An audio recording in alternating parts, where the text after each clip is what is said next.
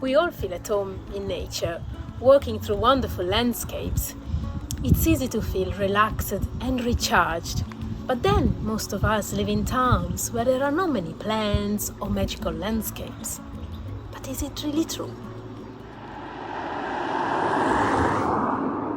Look at this little patch.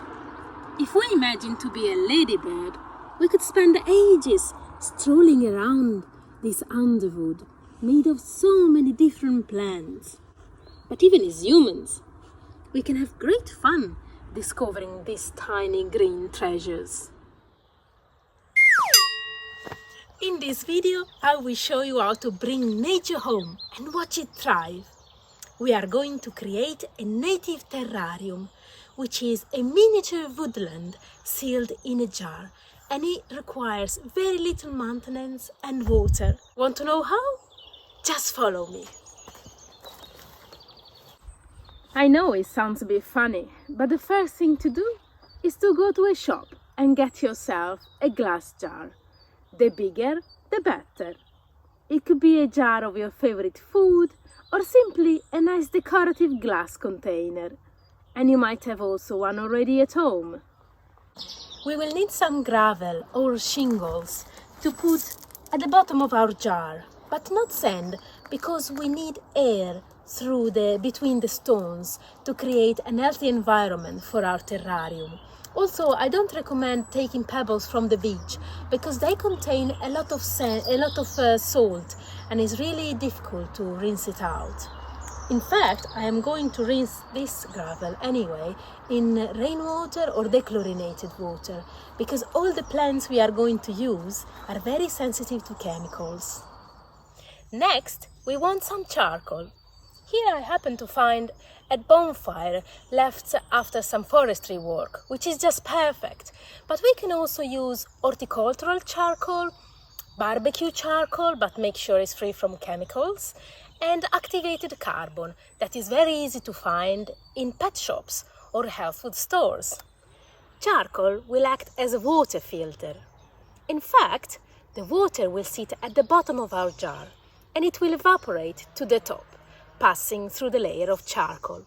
And once to the top, it will precipitate again to the bottom, again passing through the layer of charcoal. So the water cycle is constant, and that is also why our terrarium will not need any watering after the first time. Then we need some soil. We can easily use potting soil or any other soil free from pests. And you can also mix it with bark. Here I found some birch bark. But for example, you can also use the bark that is used for orchids. And then if you find something like pine cones or twigs, anything decorative really, just take it with you. Remember, we don't want to take anything from living trees. For lichen, I like to take what I find in my walks. Often they are fallen from the trees. And for mosses, I like to take them from the top of the stones or dead logs if I find, even from the floor. But I always try to disturb as little as I can. It is surprisingly easy to find moss, also on the road. And often birds lift it from the rooftops and it lands just on the floor. I always find some while I'm walking into town. But where are the plants? Well, plants are everywhere. You just need to look out for the ones that are already in the same neighborhood, because it will mean they need the same light conditions.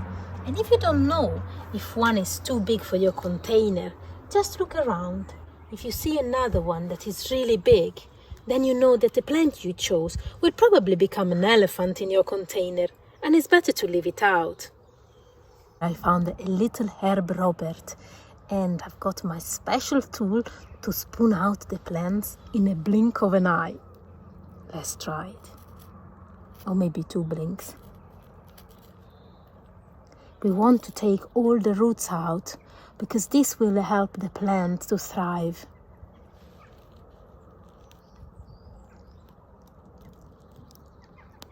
Oh, this looks like a rattle fern to me. Oh, well, I'm not sure.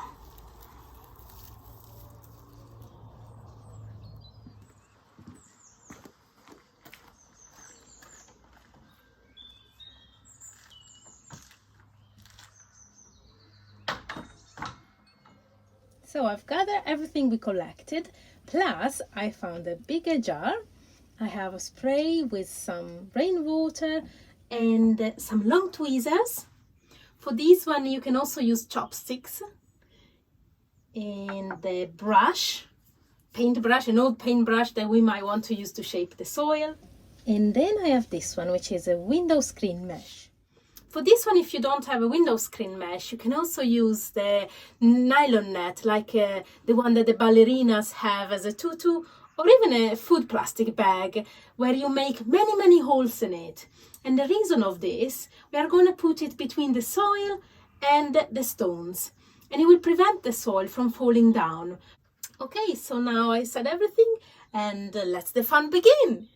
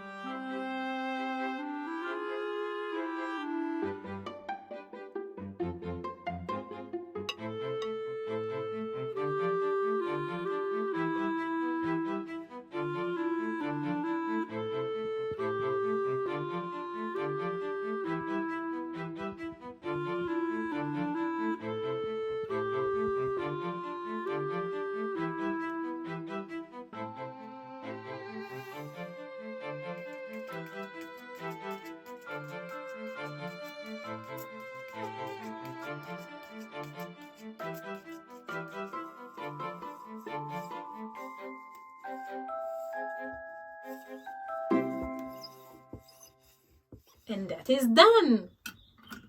You can close the lid. At which point you might ask me, how can these plants survive without air?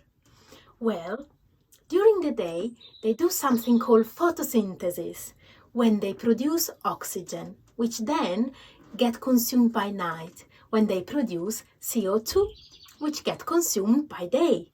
So you see, they create everything they need. Our terrariums might need an occasional hand. You can open the lid from time to time, and they should smell fresh, like forest air. And also from time to time you can also prune, move or remove elements if you see that they dry out or get moldy. Every day you should see some droplets on the glass.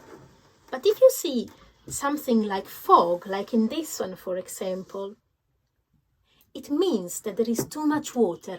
Perhaps we overwatered it or it created too much humidity. So it's very easy. You just open the lid for a while, for a day or two, and then it should dry a little bit more, and then you can close it again. Where to keep it?